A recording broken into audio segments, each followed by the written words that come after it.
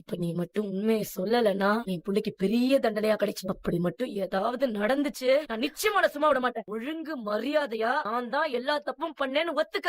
சிந்து சிவமாப்பிள்ள எந்த தப்புமே பண்ணலன்றது உன் மனசாட்சிக்கு நல்லாவே தெரியும். அவன் இப்படி அவமானப்பட்டு எல்லாரும் முன்னாடி அசிக்கப்படுறது உன் மனசு சரிப்படுதா? தயவு செஞ்சு உண்மையை ஒத்துக்க சிந்து. நீ உயிருக்கு ஏதாவது காதலிச்ச சிவா கௌரவமா வாழணும்னா நீ உண்மையை ஒத்துக்கிட்டு தான் ஆகணும். சிந்து இல்ல சிவாவை ஜெயில போட்டுருவானுங்க. அப்புறம் சிவா வாழ்க்கை மட்டும் இல்லாம உன் வாழ்க்கையும் நரகமாயிடும். தயவு செய்து அந்த மாதிரி எதுவுமே நடக்க கூடாதுன்னா நீ உண்மையை ஒத்துக்கிட்டு தான் ஆகணும். கோர்ட்ல வந்து உண்மையை சொல்லிட்டா எல்லா பிரச்சனையும் முடிஞ்சிடும் நினைக்கிறீங்க? சத்தியமா முடியாது. அவளை நேசிச்ச பாவத்துக்கு நான் அதெல்லாம் அனுபவிச்சுதான் ஆகும். இங்க பாரு, நீ உண்மையை சொல்றதால என்னோட பிரச்சனைக்கெல்லாம் ஒரு தீர்வு கிடைக்கும் நீ நினைச்சா அது கிடைக்காது. கல்யாண மண்டபத்துல அத்தனை பேருக்கு முன்னாடி நான் தான் உன்னை கடத்திட்டு போய் தாலி கட்டினேன்னு சொன்னேன். அதை நம்ம குடும்பமும் இந்த ஊரு நம்பிடுச்சு. நீ சொன்ன அந்த பொய் உண்மையாவே இருக்கட்டும். நீ உண்மையை சொல்லாத வரைக்கும் இந்த கஷ்டத்தை நான் மட்டும் தான் அனுபவிப்பேன். ஒரு வேளை நீ உண்மையை சொல்லிட்டா நம்ம குடும்பத்தில் இருக்கிற எல்லாருமே கலங்கி போயிடுவாங்க. உன் மேல வச்சிருக்கிற நம்பிக்கை காப்பாத்தணும்னு நான் நினைக்கிறேன். உன் மேல உன் குடும்பத்து ஆளுங்களும் என் குடும்பத்து ஆளுங்களும் வச்சிருக்கிற நம்பிக்கையை தயவு செஞ்சு கொண்டுடா. நீ இப்படி ஒரு தப்பு பண்ணிருக்கேன்னு தெரிஞ்சதுன்னா கோர்ட் என்ன தண்டனை கொடுத்தாலும் அதை அனுபவிச்சுட்டு வெளியில வந்துடுறேன். நம்ம குடும்பம் நிம்மதியா சந்தோஷமா இருக்கணும்னா நாம இதை செஞ்சுதான் ஆகணும். நல்லா யோசிச்சுதான் இந்த முடிவுக்கு வந்திருக்கேன். நீ எமோஷனலா எந்த முடிவுக்கு வந்துடாத. என்னது பைரவி ரொம்ப நேரமா ரூமுக்கே வரல? என்ன பண்ணிக்கிட்டு இருக்கா? சொல்லு பைரவி. என்னாச்சு? ஏன் குரல் எல்லாம் ஒரு மாதிரி இருக்கு? உடம்புக்கு கொஞ்சம்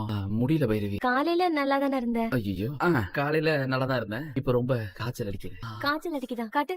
இது உள்காய்ச்சல் பைரவி. வெளியில தொட்டு பார்த்தாலாம் தெரியாது. காய்ச்சல் என்ன உள்கா? அப்படிலாம் நான் எதுவும் கேள்விப்பட்டது இல்லையே. அது வெளியில தொட்டு பார்த்து உடம்பு கொதிச்சுதுன்னா அது வெளி காய்ச்சல். உள்ள உடம்பு கொதிச்சு குளிர்ச்சுன்னா அது உள்காய்ச்சல். அவ்வளவுதான். இப்போ உனக்கு உள்ள உடம்பு கொதிக்குது.